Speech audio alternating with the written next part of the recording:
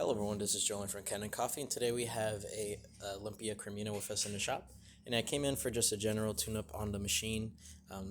Pretty much what that entails is removing the entire group head, servicing all the gaskets, all the spacers on the actual group head, deep cleaning the inside of it. There was quite a lot of scale buildup actually, and a lot of coffee buildup. So we clean around the ridges, replace the group head gasket.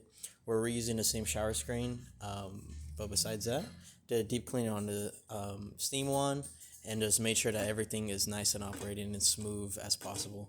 And so now we're going to put our test coffee in here. Don't worry if it runs a little too fast or a little too slow. We don't calibrate our grinders to these machines. But you're going to first pull all the way up. Water's going to get into the group head. As you can see, we're getting a little bit out right now. And then evenly, you're just going to push down against the coffee.